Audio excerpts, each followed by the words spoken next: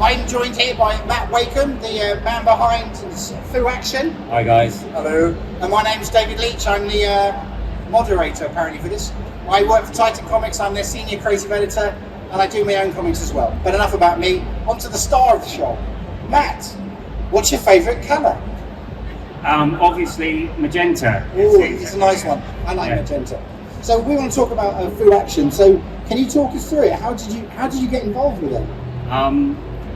So this is a long and circuitous story. I tried to boil it down a few times, and it's like probably won't get to another question now you've asked me this. Fine. Yeah.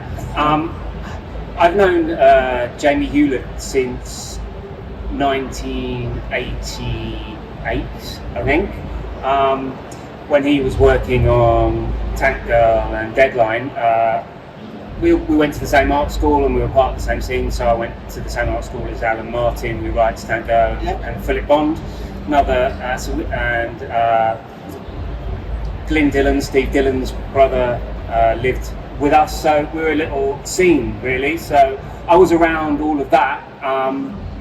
Worked on bits and pieces of stuff for Deadline with Alan, with Jamie, and then I went off and actually studied fine art for a while. And in that period, Jamie, this is jumping massively forward, kind of, ignoring the whole Tank Girl movie, etc. I was on. Let's ignore that one. Yeah. Well, that was quite a good experience. I went out on set. I went out on set to that, and I went to the premiere at Man's Chinese Theatre. But I went away, and in that period I was away. It was just after Deadline had folded, and Jamie did a comic strip in the Face magazine. I don't know how many people know what the Face magazine was. I mean, they might do now more because it was just a big show at the National Portrait Gallery. But I like to. It's when I talk about it, I kind of try and put it in context of. It's kind of hard to imagine, but the Face magazine was the first magazine that ever pulled together all of pop culture into one publication. This magazine really was our generation's internet. It's where you got all of your information from. You had to wait for a month for it to be published, and you couldn't write snarky comments at the bottom of it. So he'd done a comic strip in that for a year that was called Get the Freebies, which is these characters here. The Freebies are the villains, the Freebie gang, Jimmy, Marlon and Burke, and the heroes are Terry, Phoo and Whitey Action. He'd worked on that for a year, and he when I came back I did a one-shot comic. I wrote a one-shot comic strip with Philip Bond. Jamie really liked what I'd written for that. And he was about to do the second season of Get the Freebies that we were going to call Phoo Action, and he said he'd done this whole strip by himself for a year, and he wanted to write, and it was more like it was based on like Saturday morning shows with a Hewlett narcotic twist to it, so it was all stories of the week, kind of. Didn't have, but he wanted to do a story that had a big overarching single story for a year, and he wanted to work me to work on that with him. So we wrote up the story outline. And he illustrated the first episode, and then when we went, then the editorial team changed at the Face, and they decided that they didn't want comics anymore. Because it had different. It was a fashion and culture magazine, and they decided that they'd done it, and they didn't. And so that artwork, the original artwork, disappeared from the Face offices. So this was I had the only existing copy of it, which was colour Xeroxes. So So for 25 years, I had a folder that had just these Xeroxes, and I kept thinking, I should do something with them. and I had the story treatment that we'd written for the other 11 episodes, which was just an A4 printout as well. So that's all that existed. I moved to London. I moved around London. I rented, so I moved every 6 months. Somehow I kept hold of this folder. And Titan actually came to me in, I don't know, 2016 maybe, and said, do you want, would you like to do a collection to Get the Freebies?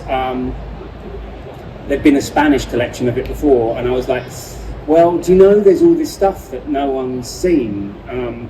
I don't really want to, it's like, I co-own the IP with Jamie, because in the interim between, the Face and this period, I'd also worked on Gorillaz with Jamie.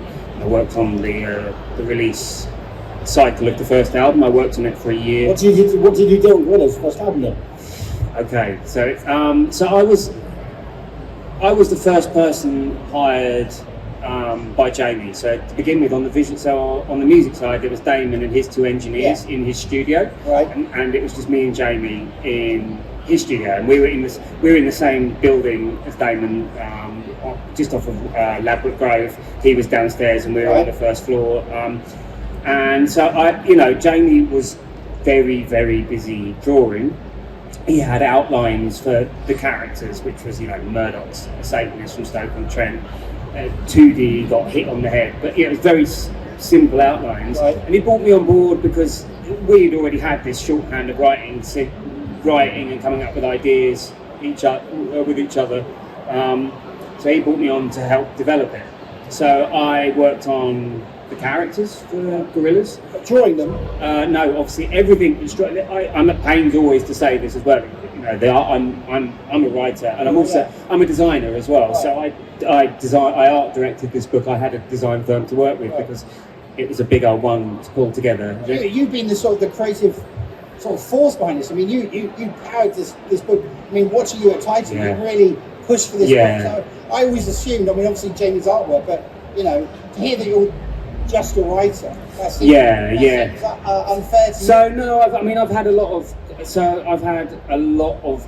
I've been in the creative industries for 30-something years. So it's funny. I was being asked earlier what I did on Gorillaz, and I worked on the characters, but I was also tasked with creating the digital side of. So I was in charge of creating what became Kong Studios. Oh right, wow. So that was, I had to head that up, implementing that. Basically, the only brief I got is Jamie and Damon like playing Resident Evil, and they said we want that.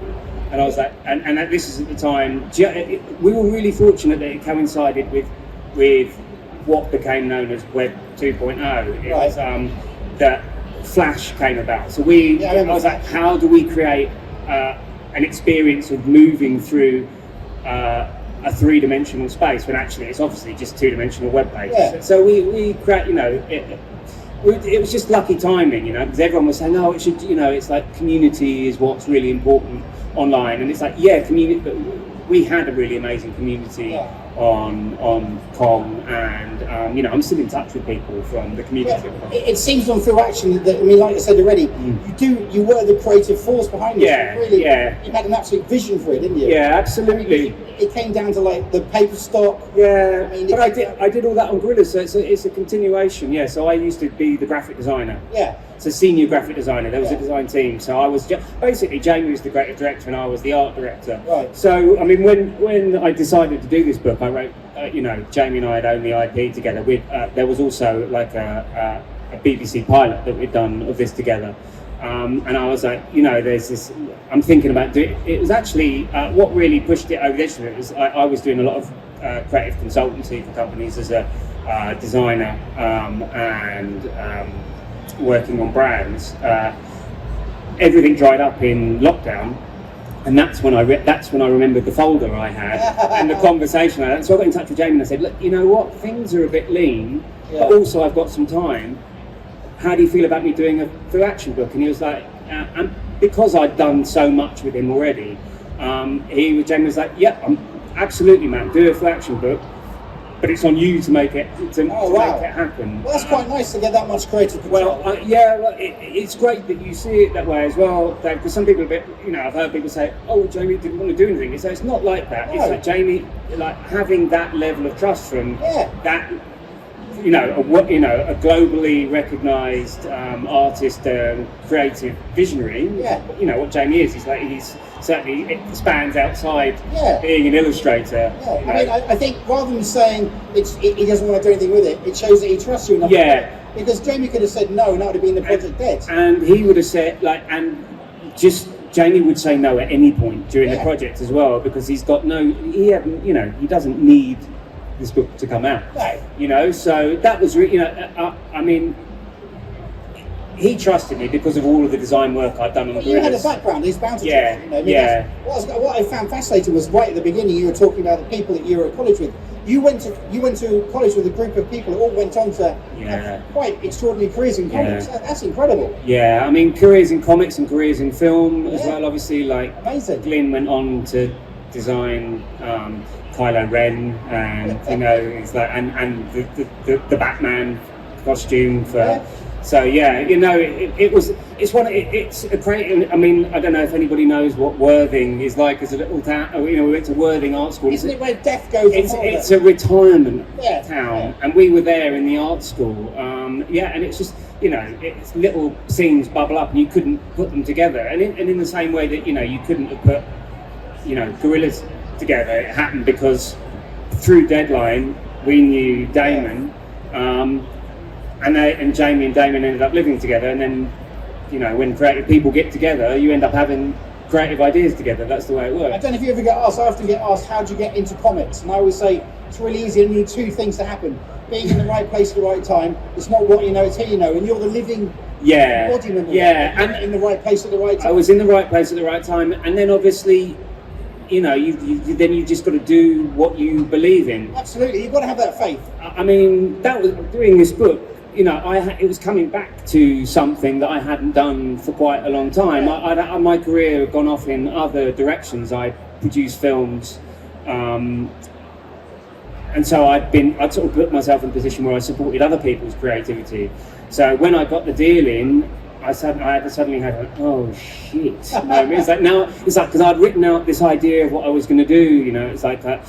It's going to, I don't know, how many of you had the chance to have a look at this book, but it's a real hybrid of many things. Absolutely. It charts the history of the property from Jamie's creation of it through the comics, through to what I've just said, the Lost comic that we did. And so I pitched redoing that, telling that story, but as a prose novel. So I've never written a prose novel in my life, David. So I was like, oh, I've got to do. Not only have I got to do this, but it's got to be seamless. It's got to seamlessly connect to a comic that was written in the mid '90s, but still be relevant now and be in the same tone of voice. I've got to, and it's like, oh, I'm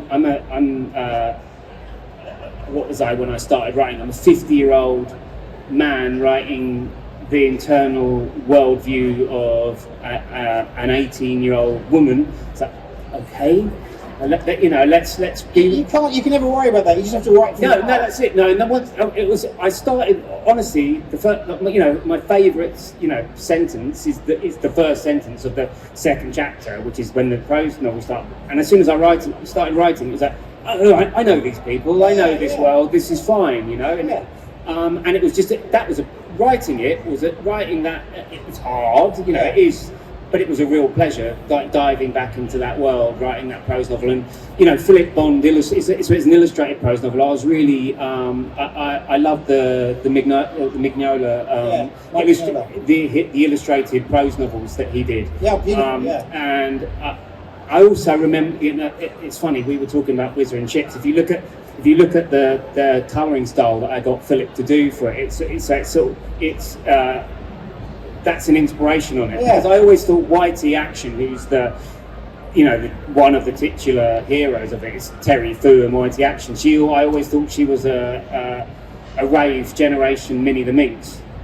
So I sort of brought that colouring style into it. It's like, an old school sort of duotone colouring look. That sort of colouring always works well, though. I think modern colouring gets almost lost in how clever it can be. There's something delightful about like Whizzer and Chips or Beano colouring. Simplicity, it's gorgeous. And I mean, I think you've got to go one way or the other. What's amazing about Jamie's work in the comics in this is that it was pre-digital. Oh, absolutely. So it's all colour, but it's insane. You look at his pages, and it's colour. It's what he used to do is he'd photocopy the artwork. So he'd do a line art page, and then he'd photocopy it, and then he'd colour them by hand with spirit markers. And then highlight with gouache and Tipex pens and pencil, and it's like, how could you get to that last panel you've got to colour in, and just like, and have that level of skill and that belief in your ability to finish, to just you don't think about it, you just got to do it. I mean, I think that's the worry. I mean, I think you just talked about that in terms of the writing. Once you got started, you were fine. It's the same thing, I'm sure, with Jamie. Is that by that last panel, he wasn't even thinking about it. It's just an autopilot. No, and I've had the pleasure of standing at Jamie's drawing desk. Oh, wow. Since the first time I walked into his flat, he was in Worthing. He was working on the Australian Job, which is like episode 3 of Tank Girl, and he was working on this amazing double-page spread of Tank Girl with a rail gun, and he was drawing it. And this is something I talk about in the book. I turned up with Alan, and Alan hadn't written that double page, but Jamie had just drawn what he wanted to draw. And so Alan, look, we had a Worthing version of the Marvel method. So like, it's when I was gonna, when I say I was gonna, going to write the second series of comics, actually we wrote, when you work with Jamie, and when I was doing the Gorillaz stuff, all of it, it's like it evolves out. You come up with an idea, or he comes up with an idea, he'll draw something, you might write the dialogue afterwards, you might write it before, so it's not like when you're working on something indie, you don't have to have that set process so much. It's nice. Yeah. So did you do a lot of the writing on the Phoo Action strips then? So I didn't work on the Get the Freebies strips at all. So I was brought in to Get the Freebies, that first collection that ran from August 96 to August 97. That's all Hewlett. Right. Okay. And I wasn't even around for that. So then he brought me in to do that second series that got aborted. What I did write, so the reason he also brought me in to do that is because we decided after the as we've already spoken about, what happened with the Tank Girl movie, we wanted to do ourselves. We were going to develop Phoo Action as a live action property. So I think I've seen. I'm sure there may be some pictures of it coming up there. Ray Winston's daughter, Jamie Winston, played Whitey Action. Carl Weathers was in it, and we got So we were going to before Gorillaz, we actually had a development deal with ITV Studios and the production company behind Red Dwarf to do a series for that. But then the Gorillaz deal came in, and Jamie was like, actually, let's do this together. This is going to even more we looked at it, and it's like, people always ask us about Gorillaz. It's like, did you think it was going to be successful? And we were like, well, you never know. You never know. And there was a lot of people very, very scared. A lot of big industry people very, very scared that Damon was just committing career suicide. Really? Well, you look at it now, but it's like, imagine, he's the head, he's the front man of a huge band. And the whole thing, it's sort of, Britpop had all sort of turned on that Oasis for real thing. Yeah. And then he's putting out a cartoon band, and there were people that properly. You can't imagine now because of what the global phenomenon was. But we had to put a lot of material to get pitch material together, and had big board meetings at Parlophone to get people on board to talk about the characters and not talk about. It's hard to imagine now, isn't it? No, it's not. I'm actually pitching in my head. I've been nothing as big as that. Yeah. I've been similar, where you're in a room full of suits and you're trying to explain a creative idea. And they've got something that already works, and then let's just please don't kill our cash cow. Yeah. And it's like, honestly, we're walking in a bigger cash cow. You're going to be fine. So, well, I mean, that's just. I mean, I've got a whole list of questions, but I'm just enjoying listening to you talk about them. I'm trying to find a question that will take us on from what we've been talking about. So, hang on, let me a quick one here. Oh, here's a nice one. You've talked about Buddhism, punk, counterculture. Brilliant. Yeah. Counterculture. And even Joseph Campbell in your work. How do all these threads weave through Phoo Action? I mean, well, I guess the thing is countercultural in its own right. Anyway, it's a countercultural property.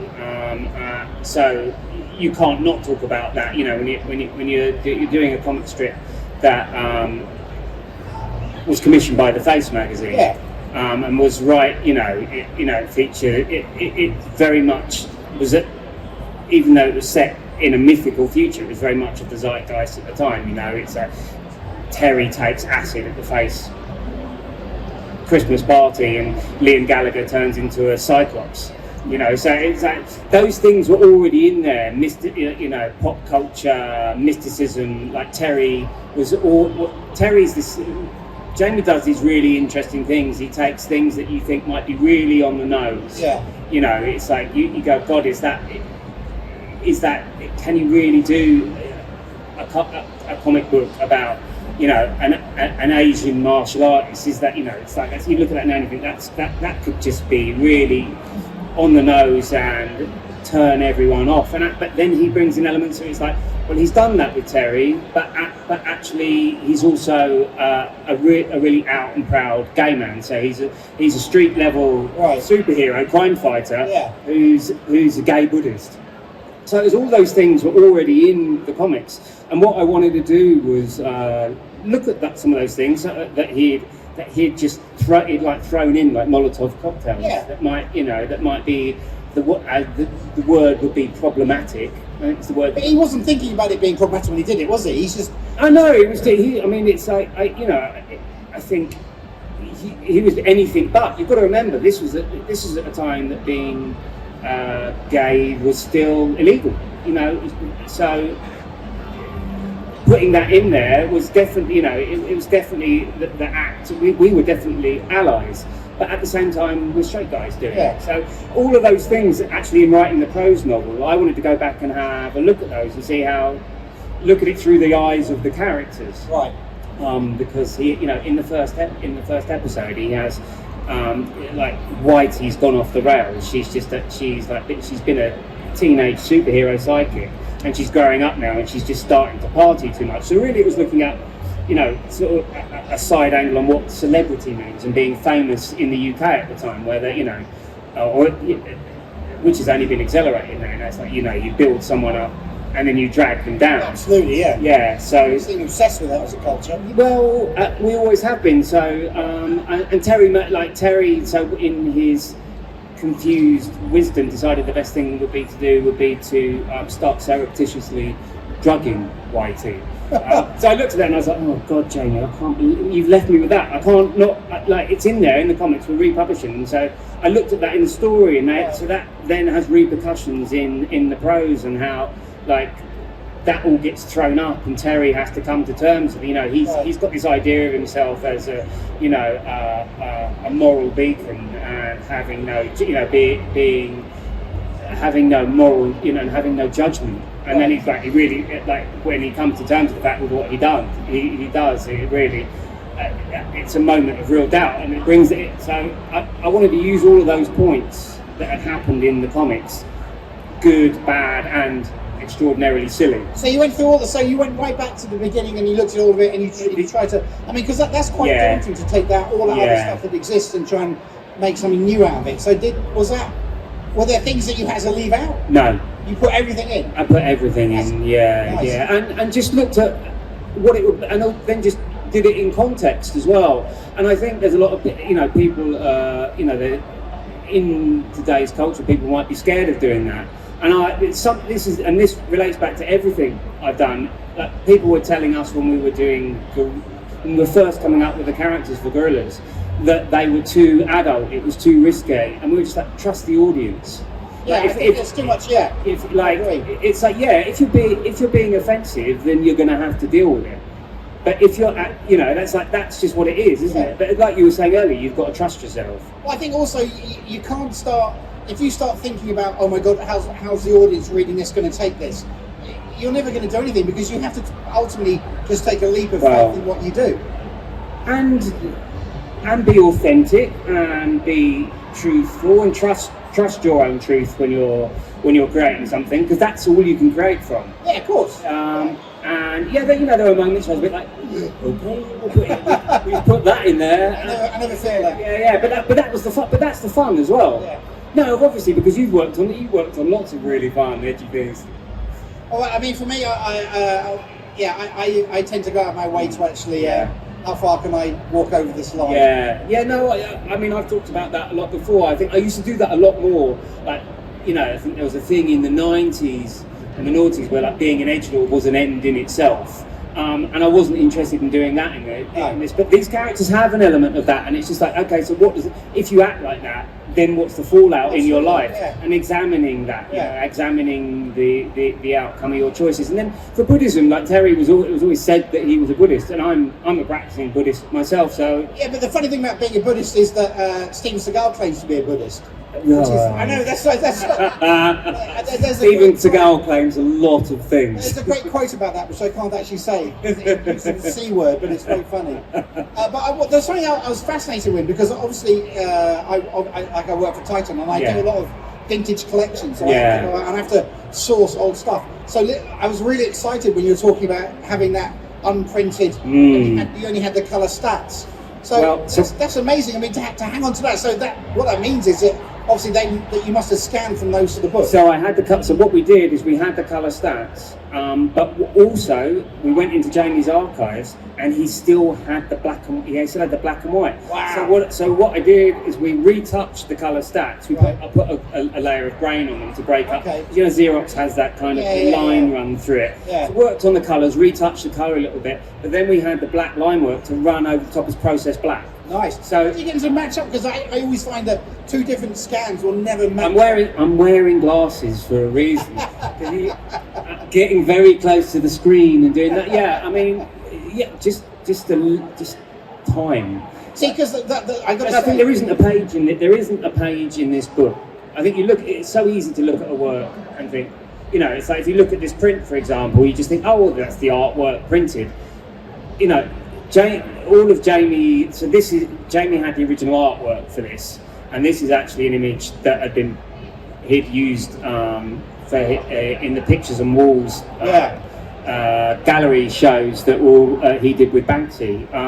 So I wanted to take the image and do it in the same style that he had done back in 2007, I think, but show the whole image. But to do the artwork had been photographed instead of being scanned. So I've got the photograph, and it's all just fluffy around the edges. So I've cleaned up every line on there, and I did that recently to a Conan. I was going to say it must be Conan, yeah. So, but I've done it for Flash Gordon too. I've taken original Flash Gordon artwork, and I've had to draw in missing artwork. Yeah. I get such a buzz out of it. I mean, all the hairs are standing up. Yeah, I can see it. I freaking love touching it. Yeah. So, for me, because Jamie's such an amazing artist, I'm doing it again. The chance to be able to work with his artwork. It's a massive privilege, and it's like this image as well. This was something that he had designed that was actually for the pilot. There was some freebie. These are the freebies. There was some freebie cereal in there.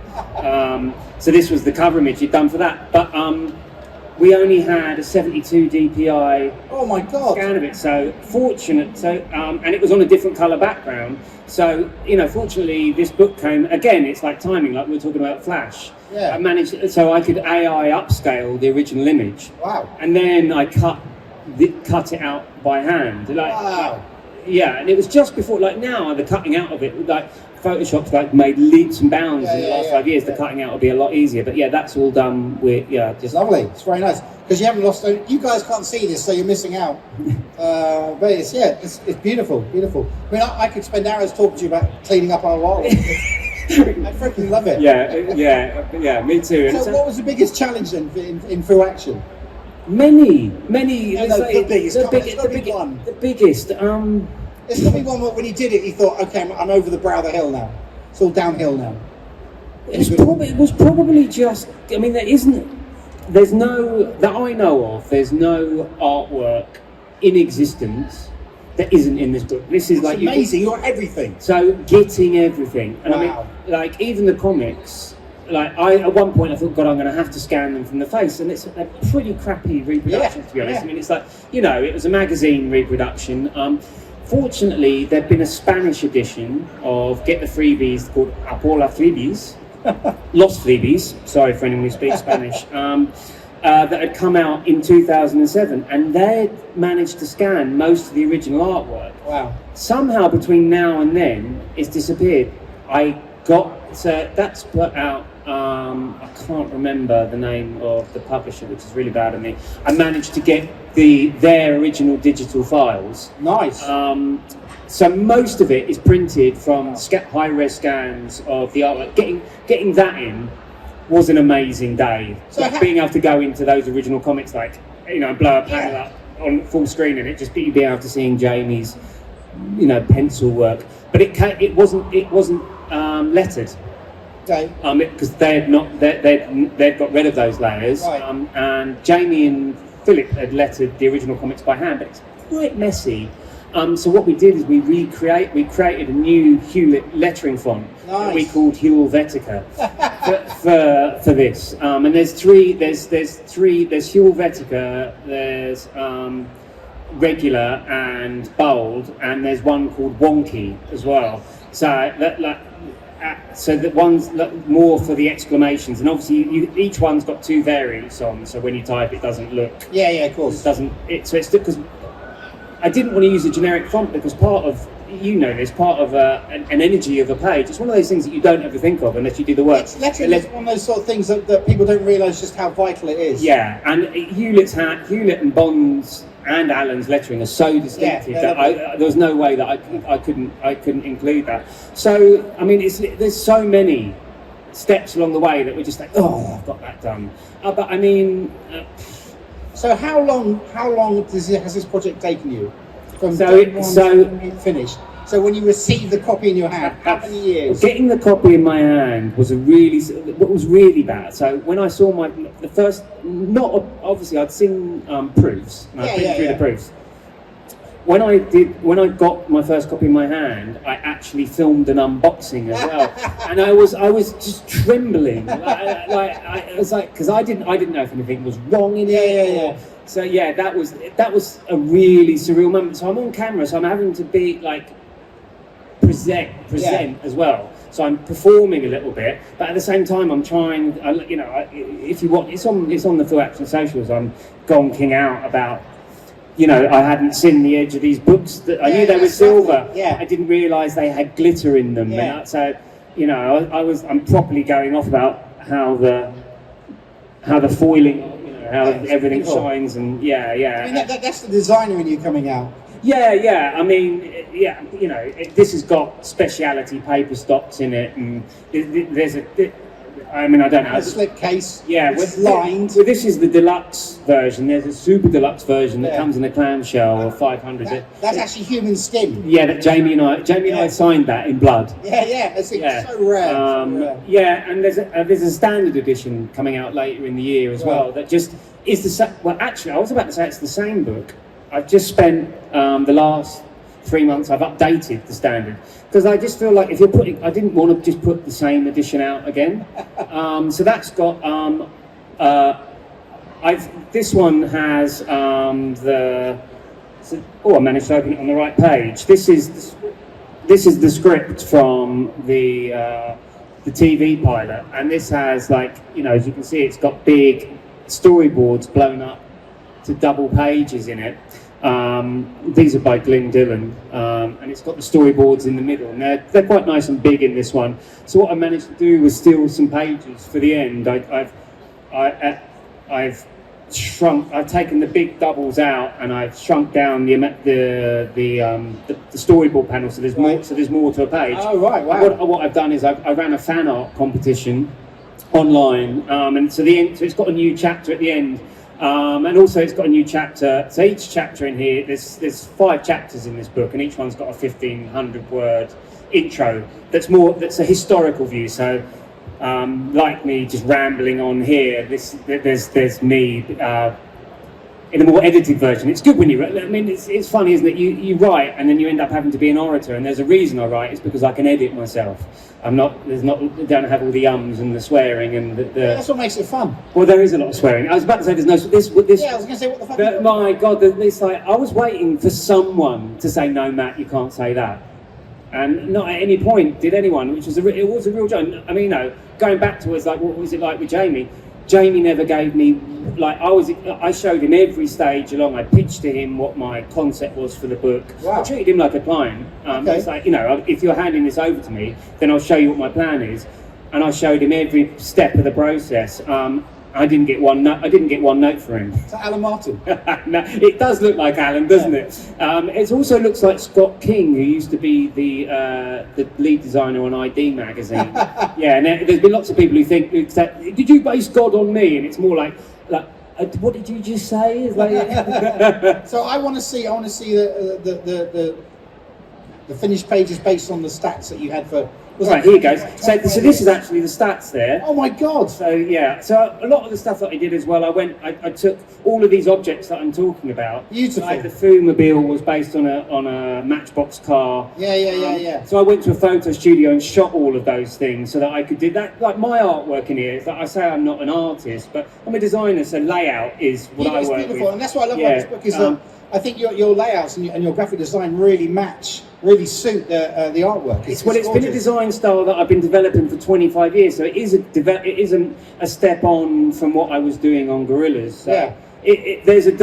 I always say that Phoo Action is the missing child. Is Jamie Hewlett's missing child. It's the forgotten middle children between the celebrated first child, Tank Girl, and the much beloved youngest children, the Gorillaz. Yeah. And it's like anyone. So this here is the stats. Wow. You wouldn't know their stats, would you? No, absolutely not. Yeah. So obviously we did a lot of work on color balancing, retouching. So this font here. Oh yeah. Oh. Yep. Okay. Oh yeah. We're gonna have to. No problem. I could actually we could just go through this book and I could happily chat to you for another couple of hours about this. This book is I mean, I'm someone who makes books professionally. This is a joy, beautiful. Oh, so anyway, I want to, anybody out there got any questions for Matt and anything to do with Phoo? At the back! Yes. Go for it! Oh, there's a microphone coming your way. Oh, man with his hand up. The superhero at the back with his hand up. He just bought one of my comics. Brilliant. Hang on. Uh-oh. Go for it. If they can't get your mic up, I'll run down and you can say it in my ear. Come on. Matt's coming to run down. Come on. In the meantime, I've got a mic. I'll do some gags. I've got to be careful doing this when old man, I put my back out the other day. Hey man, how you doing? I've heard about your stuff with Phoo Action and Jamie Hewlett, right? Today is 20 years of Gorillaz Demon Days, the album. Yeah. And I'm surprised that. Did you work with him in Gorillaz or just Phoo Action? No, I worked on Gorillaz, and also they're doing a 25th anniversary. I don't know if you've seen about the exhibition and shows they're doing it. Yeah. So yeah, I worked on the first album launch. I worked for the year before Gorillaz came out. Sorry, what's your name? Michael. Yeah. Hi, Michael. It's Matt. I worked on for a year before the first album came out, and then I worked for 3 years on the first album cycle. So I worked putting the website together, and I also I did the graphic design on all the record covers. I worked on things called the Gorilla Bites, that were animations that came out to promote. I wrote the interviews as the characters. So like anybody who's of a certain generation, if they chatted with 2D, Murdoch, Russell, not Noodle, because Noodle I couldn't speak Japanese, but any of the guys, then you were actually chatting with me. I mean, you were chatting with the characters, I was channeling them, but I did a fair bit. Thanks, Michael. Thanks, man. Anything else? Oh, we have one. Yeah. Tell me your name as well. Hi Matt, my name's James. Hi James. I don't have a question, but I just want to say to you that what you said about Jamie trusting you with the project, Yeah. something I really needed to hear. Great. Working on a documentary at the moment on a short film that I made for my third year at uni, Brilliant. Where are you studying? University of Greenwich. Great. And So just around the corner. yeah, You're doing filmmaking? yeah, film and TV production. Brilliant. And my friends have sort of not left me with it, but I said I'd like to take some sort of control of it. Yeah. I realise now that control is there's quite a lot of it there, Oh my God, yeah. and I felt sort of not pushed aside, but sort of abandoned in the Yeah. fact that I was sort of doing it by myself. If you're a producer, you studying production, I'm a production designer. you will be, so, I mean, there's always somebody at the end delivering Yeah. a film. And all I would say to you is make sure you communicate with them about the decisions you make. Yeah. Because even if you make great decisions, if you don't communicate with people, they're going to have an opinion and they're going to be a bit pissed off about it. If you bring people along with you, as I was saying, like I did with Jack, you know, and often as well, if somebody's got a point, if somebody's got a criticism, you hit the word sounds like somebody saying negative, like that's the way people read. But if usually it's just they're not like you've got an idea and it's not coming through. Yeah. So I always talk about something that's called the note behind the note. So even though people often feel they've got to give you like a suggestion about how they can fix something. Yeah. Hear what it is they're saying they don't understand, and then you give your solution. Yeah. Yeah. Or you could also, if your colleagues have basically left you to do it all, do whatever the hell you like. If they whinge about it, you say, listen, you had a chance, you didn't want it, so Yeah. No, jog on. I think that's exactly what I needed to hear. And Yeah, it good. takes my approach on it. So Good on you. Yeah. I mean, so you've got two schools here. I would say keep people in the loop, because then at the end of it, you can always say, I've kept you in the loop. Yeah. And if they don't respond, then you've got the perfect sod off. Yeah. Yeah. And I'm of the sod off He's school. sod off from the he's from sod off from the beginning. Yeah, from the beginning. From the beginning. Seems So like- I'm being Terry Phoo here, and he's being Whitey Action. You There we are. look good in a pair of hot pants, I think. Yeah. I do actually. Utility pants. Yeah, all ding dong. Yeah. Thank you very much. No, you're so welcome. You're great. You're so welcome. Anything else? Hiya. Sorry for my English. I'm from Belarus. I'm artist. I like comic art. Yes. art. I'm here only 5 years in London, and I want to know how to get in Oh. comics artist profession. How to get in this art industry. You got your folio with you? Sorry, Have you got your portfolio with you? Yes, I So have. you just got to. It's just funny. You were saying this earlier. It's about you just got to. You don't know what person you got to. In any industry, this is an English saying. You've got to kiss a lot of frogs. You don't know which one is going to turn into the prince.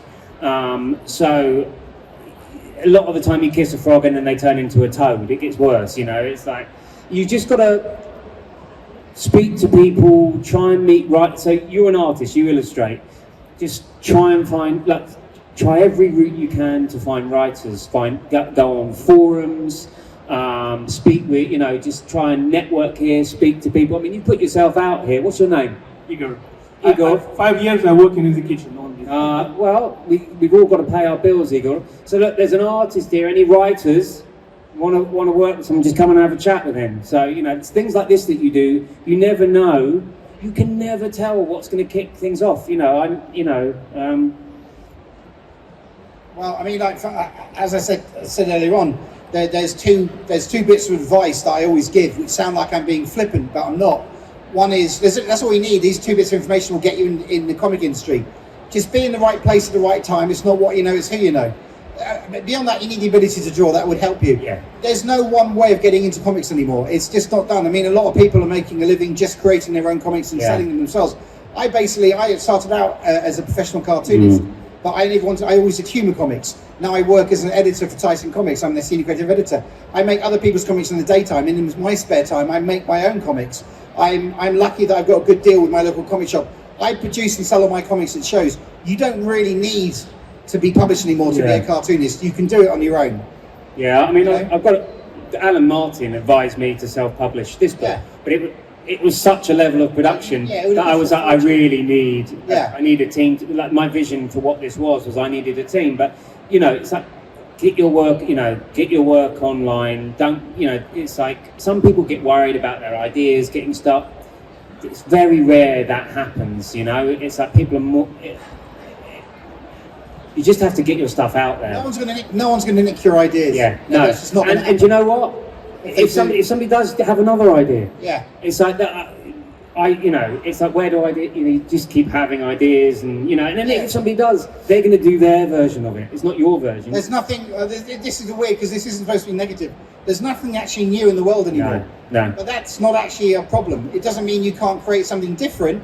It's just someone would have done it once before somewhere else. But that shouldn't be a reason. And it's good knowing that. I mean, yeah, absolutely. Yeah, find that stuff. This is a book that's full. Every page has at least 10 pop culture references of it. But there's a reason for that, because you know where things have come. Yeah. It's only by knowing where things have come that we can create something new or something different for the future. Just keep speaking to people. Just keep working. Yeah. Just keep doing it.